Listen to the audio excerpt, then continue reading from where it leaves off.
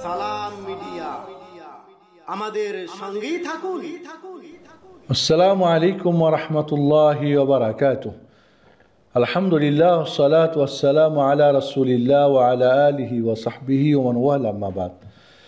সম্মানিত প্রিয় ভাই বোনেরা, আজকে আমাদের ইসলামিক রিসার্চ অ্যান্ড দাওয়া সেন্টার আইআরডিসির প্রশ্নোত্তর পর্বে প্রথম প্রশ্ন হচ্ছে যে আমরা অনেক বই পুস্তক পাই, ইসলামিক বই বাজারে, যেগুলোর কোনো রেফারেন্স দেওয়া থাকে না, হাদিস উল্লেখ করা থাকে, হাদিসে আছে বা বিভিন্ন বইয়ের নাম লেখা থাকে, কিন্তু হাদিসের নাম্বার বা হাদিস সহি না জয়ীফ কিছুই উল্লেখ থাকে না। এই সমস্ত বইগুলি আমরা পড়তে পারবো কি না? দুই ধরনের হতে পারে এই বইগুলো। লেখক যিনি জয়ীফ কোনো হাদিস বর্ণনা করেন না, হয়তো রেফারেন্স দিতে ভুলে গেছেন বা দেওয়া হয় নাই বা নাম্বারিং করা হয় নাই, জরুরি না, তবে হাদিসটি বিশুদ্ধ ছাড়া জয়ীফ জাল হাদিস বর্ণনা করেন না এমন যদি আমরা জানি লেখক সম্পর্কে, তাহলে তার বই পড়া যেতে পারে, পড়তে পারি আমরা।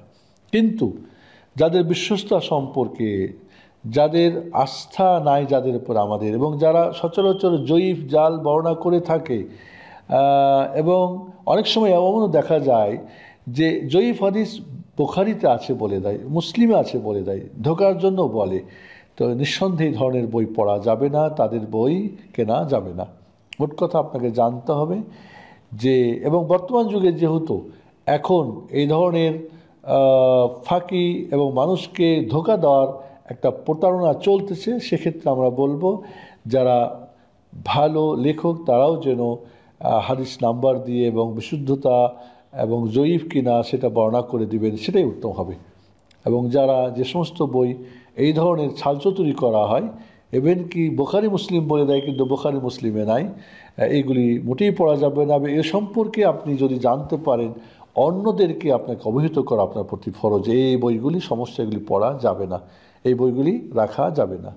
ধন্যবাদ ভাইকে সুন্দর প্রশ্ন করার জন্য, এবং আমাদের পাঠক মহলকে বলবো আপনি যাচাই বাছাই করে জানবেন, কারণ যার কাছ থেকে দিন নিচ্ছেন সেই যদি গলদ থাকে তা আপনাকে অনেক কিছুই গলদ ঢুকিয়ে দিবে আর আপনার দিনে সমস্যা ঘটাবে। আল্লাহ আমাদেরকে হেফাজত করুন। ওসলিল্লাহ সাল্লাল্লাহু আলা মুহাম্মদ ওয়া আলা আলিহি ওয়া সাহবিহি আজমাইন। আসসালামু আলাইকুম ওয়া রাহমাতুল্লাহি ওয়া বারাকাতুহু।